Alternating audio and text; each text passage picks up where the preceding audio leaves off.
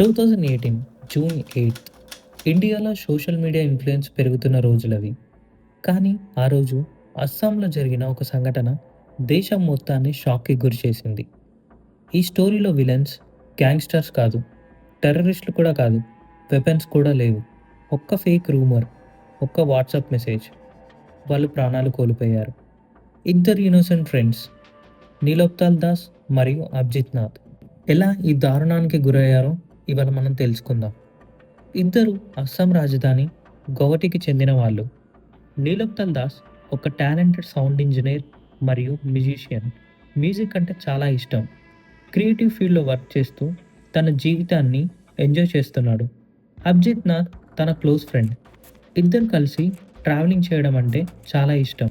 ఎక్కువగా nature ప్లేసెస్ని visit చేయడం చాలా ఇష్టపడేవాళ్ళు. 2018 జూన్ 8న ఇద్దరు కలిసి అస్సాంలోని కర్బీ అన్లాక్ డిస్టిక్ వైపుకి ట్రిప్కి వెళ్ళారు. వాళ్ళ డెస్టినేషన్ వచ్చేసి సీనిక్ వాటర్ ఫాల్స్ మరియు నేచర్ లొకేషన్స్. ఒక నార్మల్ రోడ్ ట్రిప్, ఒక నార్మల్ వీకెండ్ అవుటింగ్. ఆ ట్రిప్ వాళ్ళ జీవితంలో లాస్ట్ జర్నీ అవుతుందని వాళ్ళకి తెలియదు. ఆ రోజుల్లో అస్సాంలో ఒక డేంజరస్ రూమర్ స్ప్రెడ్ అవుతుంది. వాట్సాప్ గ్రూప్స్లో, ఫేస్బుక్ పోస్ట్లో, లోకల్ మెసేజెస్లో ఒకటే న్యూస్ సర్క్యులేట్ అవుతుంది. చైల్డ్ కిడ్నాపర్స్ మన ఏరియాలో తిరుగుతున్నారు. పిల్లల్ని కిడ్నాప్ చేసే గ్యాంగ్ వచ్చింది. బయట వాళ్ళని నమ్మకండి.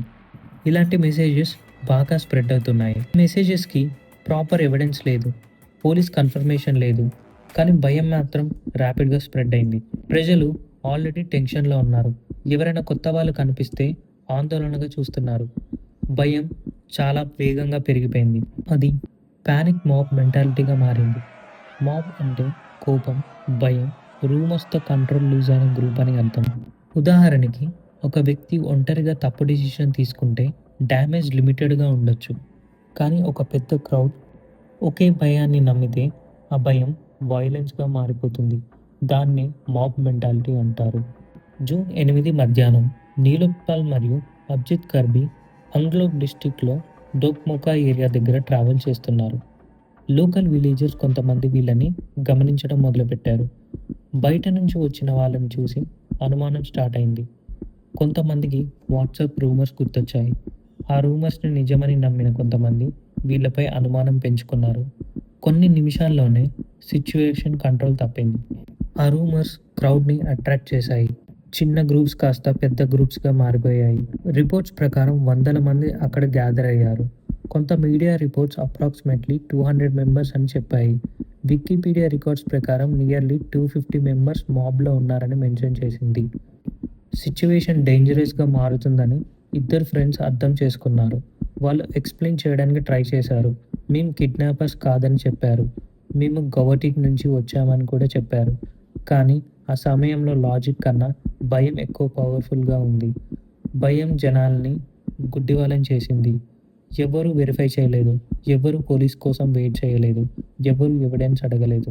మాబ్ మెంటాలిటీ కంప్లీట్గా టేక్ ఓవర్ చేసింది. తర్వాత జరిగింది చాలా దారుణం. మాబ్ ఇద్దరిని అటాక్ చేసింది, ఫిజికల్గా అసాల్ట్ చేసింది.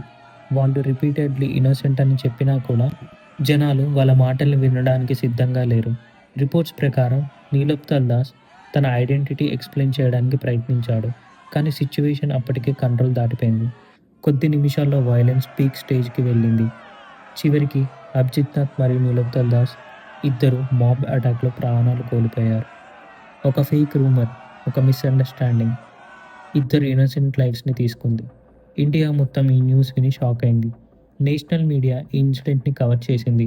ప్రజలు ఒక క్వశ్చన్ అడగడం మొదలుపెట్టారు. వాట్సాప్ మెసేజ్ ఒకటి ఎలా 2 ప్రాణాలు తీసుకుంది? ఇన్వెస్టిగేషన్ స్టార్ట్ అయింది. పోలీసులు కేసు రిజిస్టర్ చేశారు. మాబ్లో ఇన్వాల్వ్డ్ ఉన్న అనేక మందిని అరెస్ట్ చేశారు. రూమర్స్ స్ప్రెడ్ చేసిన వాళ్ళపై కూడా ఇన్వెస్టిగేషన్ జరిగింది. ఈ కేసు ఇయర్స్ పాటు కోర్ట్స్లో నడిచింది. ఫ్యామిలీస్ జస్టిస్ కోసం వెయిట్ చేశాయి. నీలోప్తాల్ దాస్ ఫ్యామిలీ, అభిజిత్ నాథ్ ఫ్యామిలీ, వాళ్ళకి ఆ రోజు జరిగిన నష్టం ఇప్పటికీ తిరిగి రాదు. కానీ జస్టిస్ కోసం ఫైట్ కంటిన్యూ చేశారు. సంవత్సరాలు గడిచాయి. 2019 నుండి 2025 కేసు లీగల్ ప్రాసెస్ కంటిన్యూ అవుతూనే ఉంది. ఫైనల్లీ 2026 ఏప్రిల్లో ఇంపార్టెంట్ జడ్జిమెంట్ వచ్చింది. నాగున్ district and sessions court judgment ఇచ్చింది. కోర్ట్ ఎవిడెన్స్‌ని ఎగ్జామిన్ చేసింది. విట్నెస్ స్టేట్మెంట్స్‌ని రివ్యూ చేసింది. లాంగ్ లీగల్ ప్రాసెస్ తర్వాత కోర్ట్ 20 మందిని గిల్టీగా డిక్లేర్ చేసింది. 25 మందిని ఎవిడెన్స్ సరిపోకపోవడం వల్ల అక్విట్ చేసింది. తర్వాత కన్విక్టెడ్ 20 మందికి లైఫ్ ఇంప్రిజన్‌మెంట్ సెంటెన్స్ ఇచ్చారు.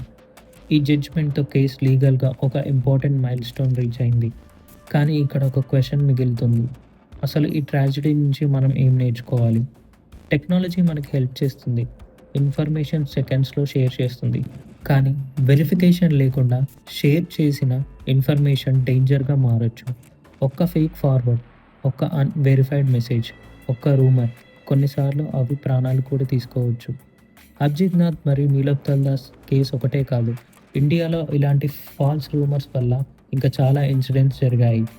2018లో త్రిపురలో సుంకట చక్రవర్తి అనే వ్యక్తి ఫేక్ చైల్డ్ లిఫ్టింగ్ రూమర్స్ గురించి అవేర్‌నెస్ స్ప్రెడ్ చేయడానికి వెళ్ళినప్పుడు తనపైన కూడా మాబ్ అటాక్ జరిగింది. అదే 2018లో మహారాష్ట్రలో ధులే డిస్ట్రిక్ట్‌లో చైల్డ్ కిడ్నాపింగ్ రూమర్స్ వల్ల 5 ఇన్నోసెంట్ మెన్‌ని మాబ్ లైన్ చేసింది. తమిళనాడు, కర్ణాటక, తెలంగాణ, ఆంధ్రప్రదేశ్, అస్సాం, త్రిపుర లాంటి స్టేట్స్‌లో కూడా సిమిలర్ రూమర్స్ వల్లే ఇన్నోసెంట్ పీపుల్ మీద అటాక్స్ జరిగాయి. కామన్ పాయింట్ ఏంటంటే చాలా కేసెస్‌లో యాక్చువల్ ఎవిడెన్స్ లేదు. పోలీసుల కన్ఫర్మేషన్ లేదు. బట్ వాట్సాప్ ఫార్వర్డ్‌ని నిజమని నమ్మి క్రౌడ్ వైలెంట్‌గా బిహేవ్ చేసింది. అందుకే అభిజిత్ నాథ్ మరియు నీలోఫ్ తల్దాస్ స్టోరీ ఒక సింగిల్ ట్రాజెడీ కాదు. ఇది ఫేక్ న్యూస్ ఎంత డేంజరస్ అనేది చూపించిన నేషనల్ వార్నింగ్. మన ఫోన్‌లో వచ్చిన ప్రతి మెసేజ్ నిజం కాదు. మన వాట్సాప్‌లో వచ్చిన ప్రతి ఫార్వర్డ్ షేర్ చేయాల్సిన అవసరం లేదు. ఒక్క రూమర్‌ని ఫార్వర్డ్ చేయడం ఈజీ. కానీ ఆ రూమర్ వల్ల జరిగే డ్యామేజ్‌ని రివర్స్ చేయడం impossible. So next time child kidnapping, religion, caste, politics, crime, missing person or any sensational message వచ్చినా ఫస్ట్‌లీ వెరిఫై చేయండి. అఫీషియల్ పోలీస్ పేజ్‌లు చెక్ చేయండి. ట్రస్టెడ్ న్యూస్ సోర్సెస్‌లో చెక్ చేయండి. ఎవిడెన్స్ లేకుంటే షేర్ చేయకండి. ఎందుకంటే మిస్‌ఇన్ఫర్మేషన్ జస్ట్ ఫోన్‌లో ఉండే టెక్స్ట్ కాదు. రాంగ్ హ్యాండ్స్‌లో అది వెపన్‌లా మారిపోతుంది.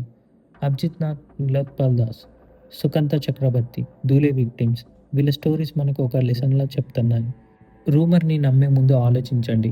ఫార్వర్డ్ చేసే ముందు వెరిఫై చేయండి. ఎందుకంటే 2018 జూన్ 8న అస్సాంలో జరిగిన ఈ ఘటన మనకి ఒక విషయం గుర్తు చేస్తుంది. అభిజిత్ నాథ్ మరియు నీలోఫ్ తల్దాస్‌ని చంపింది ఒక వ్యక్తి కాదు, ఒక వెపన్ కాదు, ఒక ఫేక్ రూమర్‌ని నిజమని నమ్మిన ప్రజలు. అలాంటి ప్రెషర్‌లో ఒక పార్ట్ అవ్వడం కన్నా ట్రూత్ కోసం ఒక రెస్పాన్సిబుల్ పర్సన్‌గా ఉండండి. Thank you.